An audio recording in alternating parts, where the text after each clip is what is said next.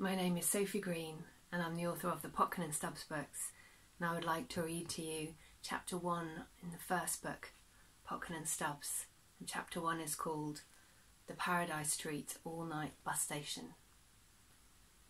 Peligan City was worn out and rain-soaked, and the dark clouds that hung over it cast long and murky shadows. Only the city centre escaped the gloom, with its circus of dazzling casino lights and flashing billboards. Beyond that, hidden behind the glare and the smoke, were the back streets, where the steam rose up from the sewers like mist. There, far away from the slot machines and the car horns, the only sound was the rustling of the rain and the wet smack of footsteps as Lil Potkin ran down the road, her shadow stretching and shrinking as she passed through the yellow pools of light beneath each street lamp. She arrived at the Paradise Street out of breath and just in time to see her bus, a lumbering double-decker, chug away in a cloud of black fumes. As it passed her, the back wheel sank into a pothole. Lil recoiled half a second too late and got slapped in the face by a wave of puddle water.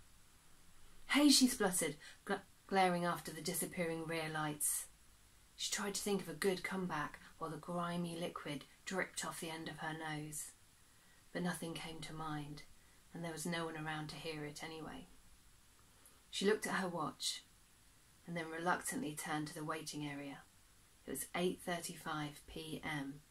She had half an hour to kill, and nowhere better to kill it. As she stepped through the automatic doors, she was hit by the glare of fluorescent tube lights. The waiting room was a grid of chipped white tables bordered by pairs of plastic chairs, all securely bolted to the floor. High-level speakers leaked electronic black background music, just loud enough to be annoying, but not so loud that you could actually hear what song was playing. But it was warmer than outside, and it was dry. Lil, a wiry 12-year-old with cup-handle ears and a belly full of ambition, wore her hair cut into a bob with a short fringe and a signature yellow rain mac. A small rucksack containing a well-thumbed book, a notepad and a nest of chewed pencils was slung over her shoulders. Wary citizens avoided the city centre after dark, but Lil wasn't easily scared. She'd been stalking the streets for years, looking for a story, sticking her nose in where it didn't belong.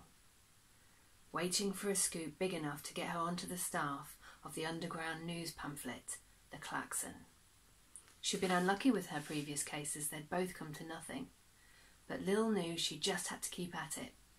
Her hero, the great investigative journalist A.J. McNair, once said that news is everywhere if you know where to look, and Lil's eyes were permanently peeled. The waiting room had only a few inhabitants, a couple of stubble-faced night workers drinking tea, cleaners in overalls, probably on their way to factories or office blocks, and a large family clutching suitcases who looked like they would be spending the night there. On the opposite wall was a notice board, a muddle of flyers covered it, overlapping haphazardly like they'd been drawn there by a powerful paper magnet. Lil flicked back through the notices offering services rendered and items for sale until she caught sight of a crumpled and crayon-drawn plea, half buried under adverts for cheap appliance sales. "Lost toy! Help me find my best doll, please. He has one good eye and blue trousers. Somebody has taken him and never given him back, even though he's all I've got."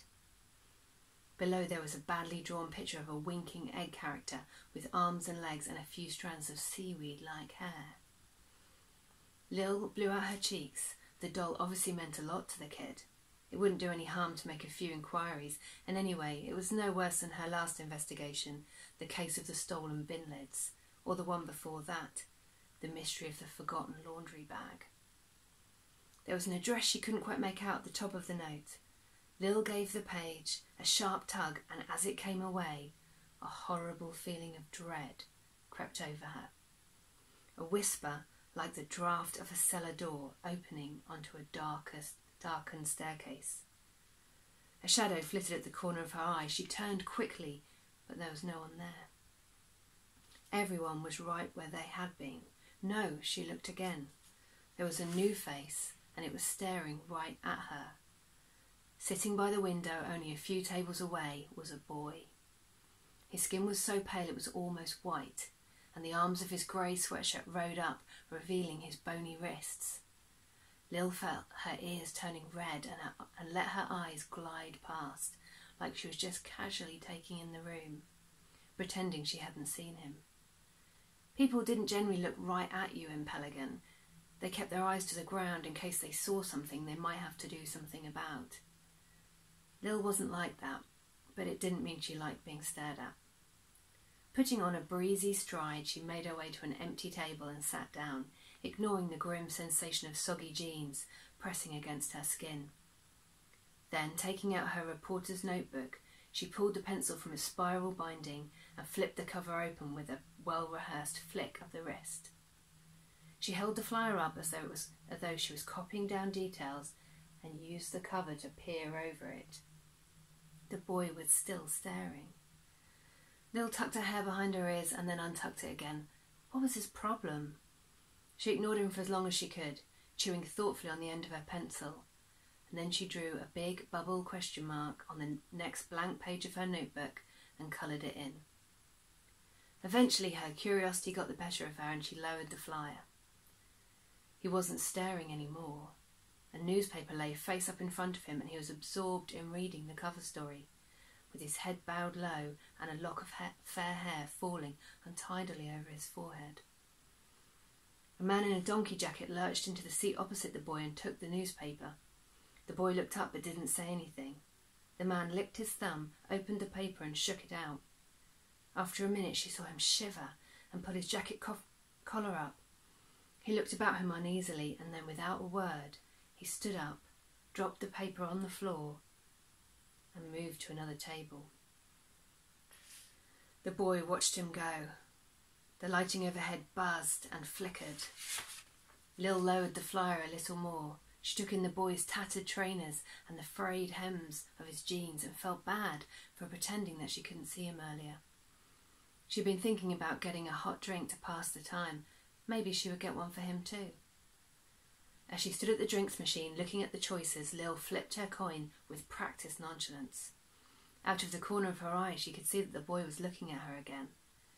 Probably pretty impressed by my coin flipping, she thought, and dropped the coin. It rolled over to where he was sitting. Fantastic, she said under her breath, and then out loud, Sorry, I dropped some money under your table. The boy looked startled as she approached. He blinked uncertainly back at her. Lil looked at the coin and then at the boy. It's right there, she pointed. Could you reach down and get it for me? Only his Adam's apple moved as he gulped noisily. Too much trouble for you to just pass it to me? Lil frowned at him. Fine. Keep it if you want. You look like you need it more than I do. The boy just stared, his dark eyes round. You don't say much, do you? He shook his head, swallowed and then croaked, Sorry, in a voice that sounded like it hadn't been used for a while. Lil shrugged. That's okay, some people say I talk too much. He gave her an awkward smile. Lil tucked her hair behind her ears and then untucked it again straight away and returned to the drinks machine. As she stood there, waiting while the thin chocolate was squirted into the paper cups, a cold, creeping feeling began to spread through her bones. She glanced over her shoulder. Someone was standing outside the automatic doors and they were stuck on open. She carried the 2 cups over to the boy's table and held one out for him. Is that for me? He said, like he really couldn't believe that it was. You looked cold. I am. His eyes were seriously dark, almost black. He frowned at the cup as if he was concentrating really hard. When he reached out to take it, Lil noticed a deep scratch across the back of his hand. It distracted her just at the moment she passed the hot chocolate to him, and she felt her skin bloom into a fresh set of goose pimples. She let go of the cup too soon, and it fell through their hands, hitting the floor in a watery brown splatter.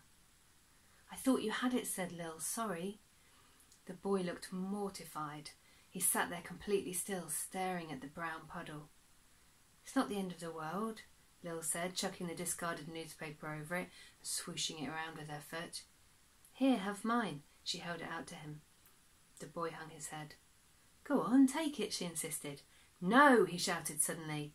"I mean, it's okay. I don't want any." "Sure? It's not as bad as it looks." He nodded sadly. "I'm sure." The strip lights buzzed and went off. Lil had never been afraid of the dark, but in that moment, blinded by the sudden blackness, her heart began to race. A second later, the emergency lights came on, and the room was cast in a sickly green glow. The boy was still sitting there. He looked lost, Lil thought. He probably doesn't have anywhere to go. She reached into her pocket and pulled out the last of her money, minus the bus fare. As she held the coins out to him, she noticed her own hand was trembling. So she put the money on the table and pocketed her hand. "There," she said. "You can buy another one if you like." He didn't take the money. And Lil wondered if maybe he was embarrassed to. But it was almost time to go, so she returned to her table to get her stuff. As she made for the doors, a toothless old woman called after her, "Are you just going to leave that money there?" Lil paused and looked back to the table by the window. The boy had gone. And that's some of the first chapter in Potkin and Stubbs. Now, on my website I've got some creative writing prompts and book group discussion which looks at chapter 1, so if you want to go over there and get involved, you can print off some resources. I hope you enjoyed the reading. Thanks very much.